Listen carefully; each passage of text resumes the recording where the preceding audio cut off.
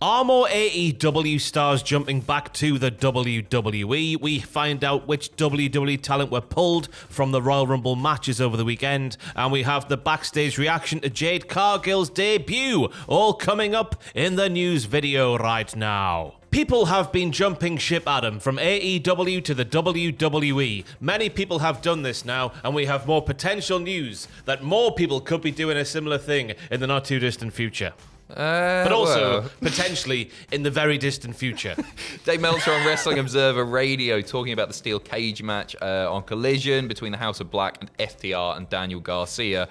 On the House of Black, Dave saying, 2 of those 3 guys are going to WWE. I mean, they're going. As soon as they can go, they are gone. Even though they were treated like poo in WWE and they never do jobs here in AEW, they're still going back to WWE. The problem with this is Malachi Black is reportedly signed until 2027. Yeah, and if Dave was speaking about FTR, who were also involved in that cage match as well, they also signed multi-year deals with AEW all too recently as well. So what could this mean for them? Nothing until 2027. Well, although buddy, it is an interesting point that he raises with Malachi Black, particularly not really doing the JOBs like they say in the trade. Yeah, recently at least they've been treating him pretty well. That's fair to say. Maybe Buddy Matthews could go back without him. I imagine he would be really, really keen on going to WWE, especially with Rhea being there as well. It'd be nice to be traveling together. Andrade's got that now with Charlotte Flair. She was oiling him up backstage. You see that? Charlotte Flair, yeah. Lovely scenes. Lucky lady. Great.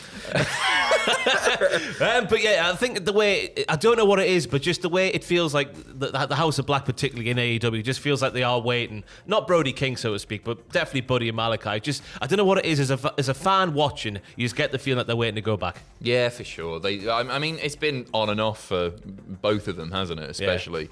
Yeah. I don't think he was talking about FTR personally. They're signed for an awful long time. They seem really, really happy. But lots of, just in that match, lots of Triple H guys, right? Yeah, like, especially Malachi. Yeah. Do you remember him in NXT, those halcyon days? Weird. I think he was an amazing NXT champion, and then he came up to the main roster, didn't do much of note. I imagine he'd be gagging to get back, but he's stuck there for at least another 3 years. Unless Tony lets him out of his contract, but he's been burned. Before doing that, you talk about William Regal, and that was a very, very messy situation. I think Tony would be far more hesitant to let people out of their contracts early. And having them around as well, if you use them right, it's not a bad thing to have, is it? No, for sure. Fantastic. Anyway, we have news now of talent pulled from the Royal Rumble things over the weekend there. Samantha Irvin, first and foremost, telling Denise Salcedo that she was originally supposed to work one of the matches instead of the entire PLE at the Royal Rumble, with Corey Brennan of Fightful reporting that Mike Rome was supposed to be on the show, but he wasn't because he lost his voice.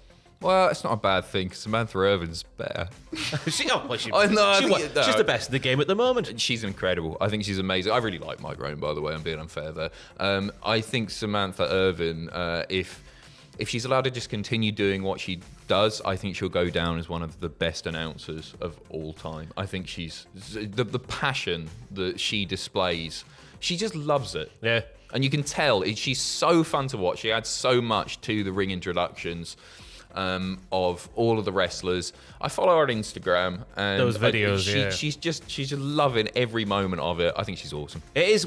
You say if it is a big if, because already she's been told to bring back the whole Chelsea Green thing. So as long as they don't keep taking those sort of things that makes her unique away from her, I'm in full agreement with you. But Fightful Selector also saying there was plenty extras available for the Rumble match. I'd like to thank at this moment a commenter on the Rumble WTF Moments video who pointed out that I forgot to say that Otis, Chad, and Akira Tozawa of the American Alpha, the Alpha Academy, they were announced for the men's Rumble match, but then weren't used. But they weren't the only ones, were they? It's a weird one because I think they thought they could get away with that because I've got a feeling, weren't they announced on like Raw. A post? Was it on Raw? I thought it was on a post-Raw YouTube or socials. Did it go there first? Anyway, they were definitely announced. They were listed as being in there, but obviously they weren't used. But they weren't the only ones. Backstage available for the match were Blair Davenport, Johnny Gargano, Titus O'Neil, Xavier Woods, Julius Creed, Brutus Creed, Tozawa, Gable, and Otis, all in Tampa for the Rumble. But yeah, weren't used. I don't know. You got to be pretty peed off there, like with It was a bit of a weird Rumble anyway, but we talked about it in the first video. Pat McAfee getting a spot when that could have gone to, I don't know, Gable especially. I really thought he might come in and get 45 minutes in there and just have a strong showing. Never going to win it or anything, but get to the final 6 or so, and that could be the start of something special. We're all waiting for it, aren't we? Yeah, big time, especially after last summer, but the wheels have gone firmly away from Chad Gable. He's now just a wheelless car. Which doesn't go too far because it's got no wheels. No wheels. That's no, a wonderful, wonderful metaphor there from me. But I guess that could be a main criticism of the men's rumble, especially, is that there was a bit too many filler picks in the match. Too many people that were never going to win the match. Yeah, one thing that I missed was a nostalgia entrant. And in some ways, it's a really good thing because you've got a strong enough roster that you don't need to bring some Attitude Era star back. But it's always nice to see, isn't it? I really expected Ken Shamrock. Why? Because, well, they signed a merch deal with him recently. Oh, yeah. I think he might be a shoo-in for this year's Hall of Fame.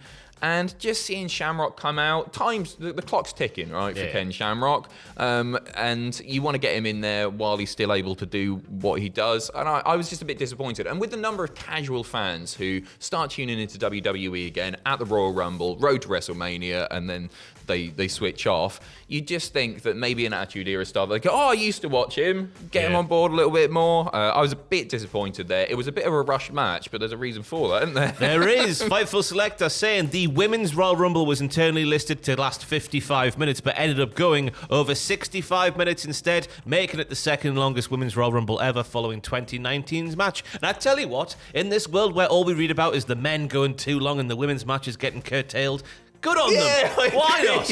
I agree. I think by the time the second match started, the four-way, I think it was about 2:30 in the morning here.